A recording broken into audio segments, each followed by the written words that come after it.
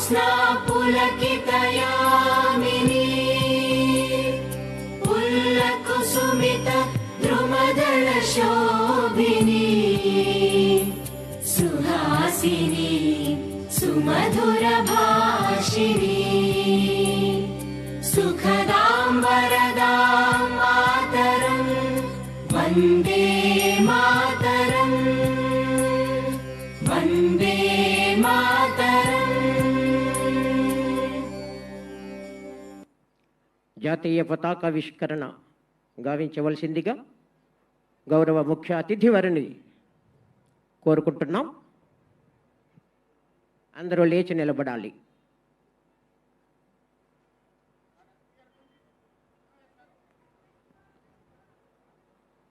सम्मान गार्ड, राष्ट्रीय सैल्यूट, सलामी, चेस।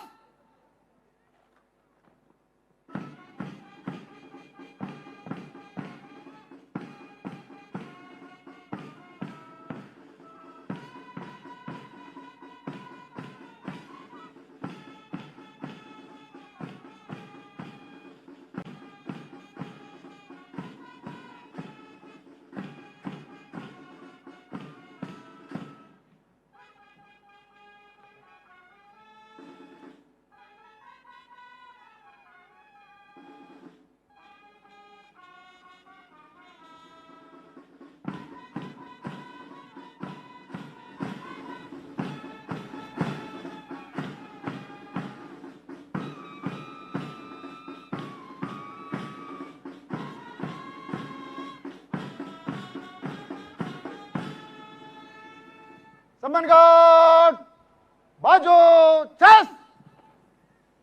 గ్యాలరీలో వారు ఎవరి స్థానాల్లో వాళ్ళు కూర్చోవాలి. ఇప్పుడు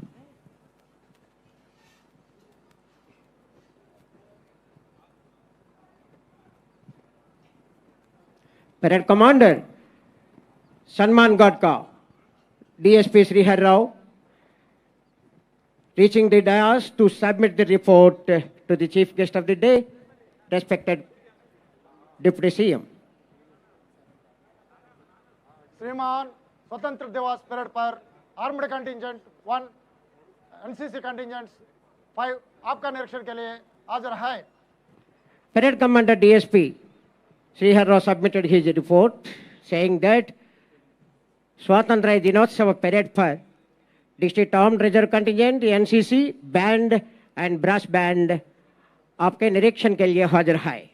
అఖండమైన ఉత్సాహం, అపరిమితమైన ధైర్యం, అప్రతిహితమైన శక్తి, అన్నింటినీ మించి పరిపూర్ణ విధేయత, ఈ లక్షణాలే ఒక వ్యక్తిని ఎంతటి స్థాయికైనా తీసుకెళ్లవలు. దానికి ప్రత్యక్ష ఉదాహరణే మాన్యులు మన ఆంధ్రప్రదేశ్ రాష్ట్ర ఉప ముఖ్యమంత్రి వర్యులు గౌరవనీయులు శ్రీ కొణిదెల పవన్ కళ్యాణ్. 1971వ సంవత్సరంలో శ్రీ కొణిదెల వెంకట్రావు శ్రీమతి అంజనాదేవిల సూక్తి ముక్తాఫల వరప్రసాదం శ్రీ కొణిదెల పవన్ కళ్యాణ్ గారు గౌరవ ఆంధ్రప్రదేశ్ రాష్ట్ర ఉప ముఖ్యమంత్రి వర్యులు తలపెట్టిన కార్యాన్ని దైవ సమానంగా భావించి నిజాయితీగా నిర్వర్తించడమే కర్తవ్య పరాయణత. సమాజంలో బాధ్యత గల పౌరుడిగా తన కర్తవ్యాన్ని మొక్కుబడిగా కాకుండా మనస్ఫూర్తిగా ఎవరైతే ఆచరించడానికి ప్రయత్నిస్తారో వాళ్ళని మాత్రమే విజయం వరిస్తుంది. అదిగో ఆ కోవకు చెందిన వారే గౌరవ ఉప ముఖ్యమంత్రి వర్యులు శ్రీ కొణిదెల పవన్ కళ్యాణ్ గారు. కర్తవ్య పాలనలో తమకు ఎదురయ్యే నష్టాలను, విమర్శలను ఏమాత్రం పట్టించుకోకుండా స్థిత ప్రజ్ఞతతో దూసుకుపోయే వాళ్లకు దైవ సహాయం తప్పక ఎల్లప్పుడూ లభిస్తుంది. కర్తవ్య పరాయణత వ్యక్తుల అభివృద్ధికి, సమాజ భవితకు అవసరమైన కీలక శక్తి. త్రికరణ శుద్ధిగా కర్తవ్యాన్ని పాటించే వాళ్ళంతా తప్పక అత్యున్నత శిఖరాలకు ఎదుగుతారు. దానికి నిదర్శనం సాక్షాత్తు మన ప్రియతమ ఉప ముఖ్యమంత్రి వర్యులు. సన్మాన్ గార్డ్లో రివ్యూ ఆఫ్ ది పీరియడ్లో భాగంగా band master R Venkatrao and his team, vehicle pilot PC 3919 A Govindarao, District Armed Reserve Contingent Commander RSI V. Appala Raju, 2IC RSI K. Pratap, 18 Andhra Battalion NCC Platoon Commander Senior Under Officer R. Sonu Paul, 2IC JUO Prem Kumar. Next, 6 Andhra Naval Unit Platoon Commander Senior Cadet Captain G. Anil, 2IC Cadet Captain T. Subramanyam. Girls Battalion NCC Platoon Commander Corporal Sharanya, 2IC Bhanusri. 9 Andhra Air Squadron Technical NCC Platoon Commander Cadet Warrant Officer Kranti, 2IC B. Yashwant. 3 Andhra Girls Battalion NCC Brass Band. Last but not least, Sri Prakash Spaces Degree College for Women, Tuni. Bandmaster Kumari M. Pravallika and team.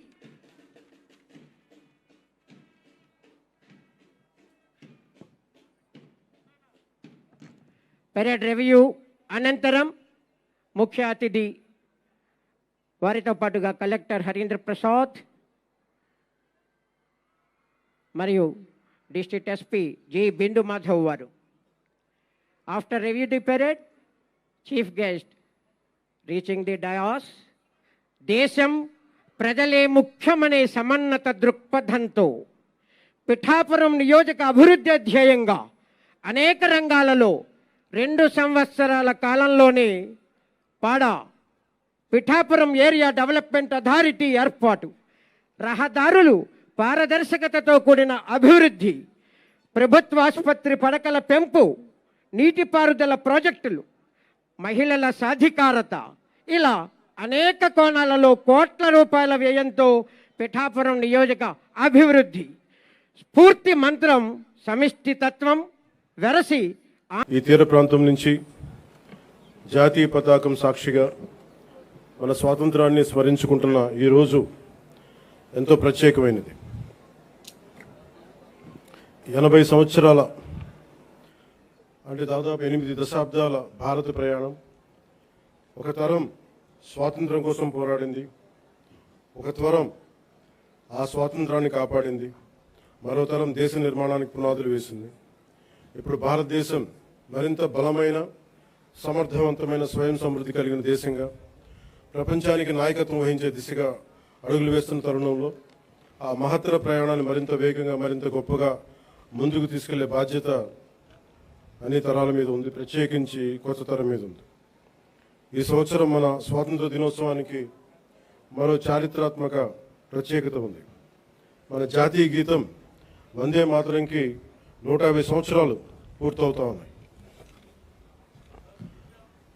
స్వాతంత్ర సమరయోధులు కష్టాలు, వారి త్యాగాలు ఫలితంగా మనకు లభించిన స్వాతంత్రాన్ని కేవలం ఒక చారిత్రక ఘట్టంగా గుర్తు చేసుకోవడం కాదు, స్వాతంత్రాన్ని అర్థం కల్పించే బాధ్యతను కూడా మనం గుర్తు చేసుకోవాలి. ఆ బాధ్యతను గుర్తు చేసుకోవడానికి కాకినాడ కంటే గొప్ప వేదిక మరొకటి ఉండదు. మన కాకినాడకి స్వాతంత్ర పోరాటంతో కూడా చాలా గొప్ప అనుభవం ఉంది. 1923లో కాకినాడలో జరిగిన అఖిల భారత కాంగ్రెస్ సమావేశం జాతీయ స్వాతంత్ర ఉద్యమ చరిత్రలో ఒక ముఖ్యమైన అధ్యాయం. జాతీయ చైతన్యానికి కాకినాడ ఒక వేదికగా నిలిచిందనడానికి ఒక గొప్ప ఉదాహరణ. అదే స్ఫూర్తిని మన చుట్టూ ఉన్న ప్రజల జీవితాల్లో కూడా మనం చూడవచ్చు. ఈ తీర ప్రాంతంలో తుఫాన్లు వస్తాయి, సముద్రపు కోత ఉంటుంది, భారీ వర్షాలు ఉంటాయి, ప్రకృతి అనుక్షణం ఎన్నో సవాళ్లు విసురుతూ ఉంది. అయినా మన మత్స్యకారు సోదరులు సముద్రంలోకి వెళ్తారు, రైతులు పొలాల్లోకి వెళ్తారు, నేతలు తన మగ్గాల ముందు కూర్చుంటారు, కార్మికులు తమ పనిలోకి వెళ్తారు, యువత తమ భవిష్యత్తు కోసం ముందుకు సాగుతూ ఉంది. కుటుంబాన్ని నిలబెట్టడానికి, సమాజాన్ని ముందుకు తీసుకెళ్లడానికి సామాన్య మనిషి ప్రతిరోజు చేసే పోరాటం ఈ దేశ నిర్మాణంలో భాగం. ప్రధానమంత్రి గారి శ్రీ నరేంద్ర మోదీ గారి వికసిత్ భారత్ 2047 సంకల్పంలో ఆంధ్రప్రదేశ్ తన వంతు బలమైన పాత్రని పోషిస్తుంది. కేంద్ర రాష్ట్ర ప్రభుత్వాల సమన్వయంతో రాష్ట్ర అభివృద్ధి పదంలో వేగంగా ముందుకు సాగుతా ఉంది. కేంద్రం అందిస్తున్న మౌలిక వసతులు, పెట్టుబడులు, సాంకేతికత, జాతీయ స్థాయి పథకాలకు రాష్ట్ర ప్రభుత్వం తన పరిపాలనా సామర్థ్యాన్ని జోడించి వాటి ఫలాలు ప్రజలకు చేరేలా సర్వశక్తులు ఒడ్డి పనిచేస్తాం. ఇటీవల కేంద్రం రాష్ట్రాలకు ముందస్తుగా పన్ను వాటా నిధులు విడుదల చేయగా ఆంధ్రప్రదేశ్కి 4,597 కోట్లు అందాయి. ఇలాంటి కేంద్ర రాష్ట్ర సమన్వయం రాష్ట్ర అభివృద్ధికి మరింత వేగాన్ని అందిస్తాం. అదేవిధంగా స్వాతంత్ర్యం వచ్చి ఇన్నేళ్లు గడిచినా రహదారి సౌకర్యానికి నోచుకొని గిరిజన గ్రామాలకు తొలిసారిగా రహదారి సౌకర్యం కల్పించాలనే లక్ష్యంతో డోలీ రహిత గిరిజన గ్రామాల కోసం అడవి తల్లి బాట కార్యక్రమం కింద 2,078 కోట్లతోటి 2,310 కిలోమీటర్ల రహదారుల నిర్మాణం చేపట్టాం. ఇప్పటికే 905 కిలోమీటర్ల రహదారుల నిర్మాణాన్ని పూర్తి చేశాం. జల జీవన్ మిషన్ అమర్జీవి జలధార కింద గతంలో అసంపూర్తిగా ఉన్న పులివెందుల, డోన్, ఉద్దానం తాగునీటి ప్రాజెక్టులని దాదాపు పూర్తి చేశాం. అలాగే 8,000 కోట్లతో 1,30,00,000 మందికి తాగునీరు అందించాల లక్ష్యంతో చిత్తూరు, ప్రకాశం, పల్నాడు ఉమ్మడి ఉభయ గోదావరి జిల్లాలో మెగా వాటర్ గ్రిడ్ వర్క్స్ని వేగవంతం చేశాం. మరో 9,355 కోట్లతో 10 కొత్త ప్రాజెక్టుల ద్వారా దాదాపు 6,500 గ్రామాలకి తాగునీరు అందించే మెగా మల్టీ విలేజ్ స్కీమ్స్ని ప్రక్రియను ప్రారంభించాం. అటవీ పర్యావరణ పరిరక్షణకు శాస్త్రీయ విధానం, సాంకేతికత, ప్రజల భాగస్వామ్యంతో ముందుకు సాగుతూ ఉన్నాం. రాష్ట్రంలో పచ్చదనాన్ని 50% పెంచే లక్ష్యంతో ఈ సంవత్సరం 10 కోట్ల దేశవాళీ మొక్కల్ని పెంచే ప్రణాళికతో పాటు 74 నగర వనాలని అభివృద్ధి చేశాం. అలాగే దాదాపు 3 కోట్ల సీడ్ బాల్స్ని తయారు చేసి వాటి విస్తరణ కార్యక్రమాన్ని ప్రారంభించాం. 1,000 హెక్టార్లలో మడ అడవులను సంరక్షించడం ద్వారా దేశంలో 2వ స్థానాన్ని సాధించాం. గ్రేట్ గ్రీన్ వాల్ ద్వారా తీర ప్రాంతాల రక్షణ కూడా చర్యలు చేపట్టాం. మానవ వన్యప్రాణి సంఘర్షణ తగ్గించేందుకు హనుమాన్ అనే కార్యక్రమాన్ని తీసుకొచ్చి 100కి పైగా వాహనాలతో అత్యవసర స్పందన వ్యవస్థను ఏర్పాటు చేశాం. కుంకి ఏనుగుల ద్వారా 15కు పైగా ఆపరేషన్లు విజయవంతంగా నిర్వహించాం. ఎర్రచందనం అక్రమ రవాణాపై కఠిన చర్యలు తీసుకుంటూ దాదాపు 100 మెట్రిక్ టన్నుల ఎర్రచందనాన్ని స్వాధీనం చేసుకుని 242 కేసులను నమోదు చేసి 494 మందిని అరెస్ట్ చేయడం జరిగింది. కేసులో 95% కన్విక్షన్ రేట్ సాధించగలిగాం. అటవీ భూ ఆక్రమణ చర్యలు తీసుకొని దాదాపు 10,506 హెక్టార్ల అటవీ భూమిని తిరిగి ఎన్డీఏ ప్రభుత్వం స్వాధీనం చేసుకుంది. రైతు సంక్షేమానికి ప్రాధాన్యత ఇస్తూ పీఎం కిసాన్, అన్నదాత సుఖీభవ పథకాల ద్వారా సుమారు 47 లక్షల రైతు కుటుంబాలకు ఏడాది 3,125 కోట్లతోటి ఒక్కొక్క రైతు కుటుంబానికి 20,000 సాగు సాయం అందిస్తా ఉన్నాం. ఆదాయ పౌర సరఫరాల శాఖ ద్వారా రైతులు పండించిన ధాన్యాన్ని మద్దతు ధరకు కొనుగోలు చేశాం. గత ఖరీఫ్ సీజన్లో 1.82 కోటి 82 లక్షల మంది రైతుల నుంచి 48.70 లక్షల మెట్రిక్ టన్నుల ధాన్యాన్ని కొనుగోలు చేశాం. కొనుగోలు చేసిన ధాన్యానికి సంబంధించిన 11,556 కోట్లని 48 గంటల్లోనే రైతుల ఖాతాల్లో జమ చేయిస్తాం. రబీ సీజన్లో మరో 6,037 కోట్ల విలువైన ధాన్యాన్ని సేకరించాం. గతంలో అగ్రికల్చర్ మార్కెటింగ్ కమిటీల ద్వారా రైతుల నుంచి సెస్ వసూలు చేసిన ఆ నిధుల్ని చాలా అవసరమైన డొంక రోడ్ల నిర్మాణానికి గత ప్రభుత్వం వినియోగించలేదు. కానీ కూటమి ప్రభుత్వం వీబీ జీరాంజీ పథకం ద్వారా 10,000 కిలోమీటర్ల డొంక రోడ్ల నిర్మాణానికి శ్రీకారం చుట్టబోతా ఉంది. అలాగే నేతన్న భరోసా ద్వారా చేనేత కార్మికులకు, మత్స్యకార సేవల పథకం ద్వారా పథకాల ద్వారా మత్స్యకారులకు అండగా నిలుస్తున్నాం. సంక్షేమం ద్వారా ప్రజలకు ఈరోజు భరోసా కల్పిస్తున్నాం. అభివృద్ధి ద్వారా రేపటి అవకాశాలు నిర్మిస్తా ఉన్నాం.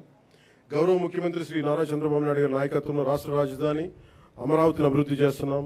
రాష్ట్రం పెట్టుబడులు ముందుకు వస్తూ ఉన్నాయి. రాష్ట్ర జీవనాడైన పోలవరం కొత్త ప్రాజెక్టుని శరవేగంగా పూర్తి చేసుకుంటా ఉన్నాం. అలాగే ప్రత్యేకించి పిఠాపురం నియోజకవర్గం ప్రజల కోసం దాదాపు 1000 కోట్లతో ఎన్నడూ లేని విధంగా అభివృద్ధి పనులు చేపట్టాం.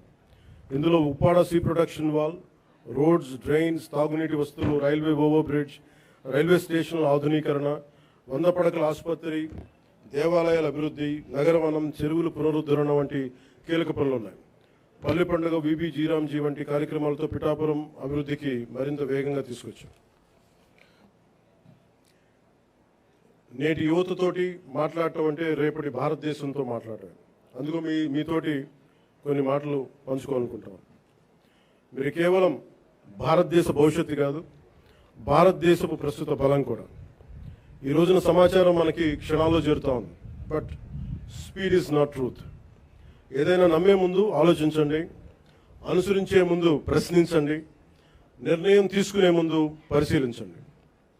మన రాజ్యాంగ ప్రాథమిక విధుల్లో article 51 clause A sub clause H కూడా ప్రతి పౌరుడు శాస్త్రీయ మానవతా పరిశీలన సంస్కరణ దృక్పథాలను scientific temper, humanism, enquiry and reforms పెంపొందించుకోవాలని చాటి చెప్తూ ఉంటుంది. మనందరికీ మన అభిప్రాయాన్ని స్వేచ్ఛగా వ్యక్తం చేసే హక్కు ఉంది. అది మన ప్రజాస్వామ్యానికి చాలా గొప్ప బలం. కానీ ఆ స్వేచ్ఛని ఇతరులను దూషించడానికి, తప్పుడు సమాచారం వ్యాప్తి చేయడానికి ఉపయోగించకూడదు. Before sharing, verify data. Before criticizing, know the facts. Before abusing, remember your responsibility. బలమైన ప్రజాస్వామ్యానికి మనకు కావాల్సింది బ్లైండ్ ఫాలోవర్స్ కాదు, ఇన్ఫార్మ్డ్ సిటిజన్స్ చాలా అవసరం. మీ చేతుల్లో మొబైల్ ఉంది, టెక్నాలజీ ఉంది, ఇన్ఫర్మేషన్ ఉంది, ఓటు ఉంది, టాలెంట్ ఉంది. కానీ అన్నిటికంటే ముఖ్యంగా మీ చేతిలో మీ భవిష్యత్తు ఉంది, దేశ భవిష్యత్తు ఉంది. ప్రతి తరం తన కాలానికి ఒక బాధ్యతని మోస్తుంది. స్వాతంత్ర ఉద్యమంలో ఒక భగత్ సింగ్, చంద్రశేఖర్ ఆజాద్, నేతాజీ వంటి యువకుల స్ఫూర్తితోటి ఆ రోజున దేశం కోసం త్యాగాలు చేశారు. స్వాతంత్రం వచ్చిన తర్వాత తరాలు దేశ నిర్మాణానికి పునాదులు వేశాయి. ఇప్పుడు ఆ జాతీయ నిర్మాణపు జ్యోతిని ముందుకు తీసుకువెళ్లాల్సిన అవసరం మన యువతది. మీరు ఈ దేశపు యువతది. మీ ఆలోచన స్వేచ్ఛగా ఉండాలి. అన్యాయంపై అసహనం ఉండాలి. మార్పు తీసుకురావాలని తపన ఉండాలి. ప్రభుత్వాన్ని ప్రశ్నించండి, విధానాలను విమర్శించండి, నిరసన తెలియజేయండి. కానీ మీ కోపాన్ని విధ్వంసంగా కాకుండా నిర్మాణాత్మక శక్తిగా మార్చండి. పోరాడే సమస్యలు నిజమైనవే కావచ్చు, కానీ వాటిని ఎవరు ఏ దిశలోకి తీసుకువెళ్తున్నారు అనేది ఆలోచించాలి.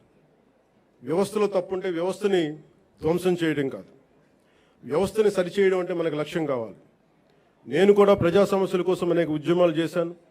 కానీ ఎక్కడా కూడా ప్రజల ఆస్తుల్ని ధ్వంసం చేయడం కానీ, హింసకి దారి తీయడం కానీ, సమాజాన్ని విభజించడం ఎప్పుడు మార్పుకి మార్గం కాదనే ఆలోచన ఎప్పుడు దృష్టిలో పెట్టుకొని ఉద్యమాలు చేశాం.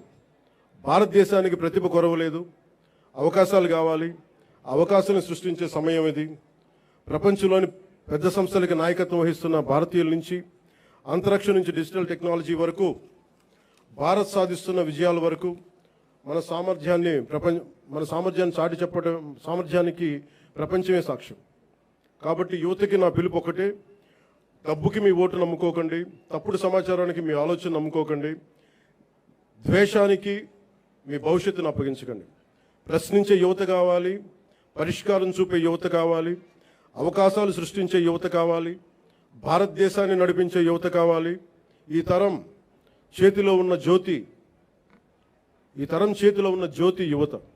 వచ్చే తరానికి మరింత ప్రకాశవంతమైన భారతదేశంగా మీ చేతిలో ఉండాలని మనస్ఫూర్తిగా కోరుకుంటూ సెలవు తీసుకున్నాను. జై హింద్.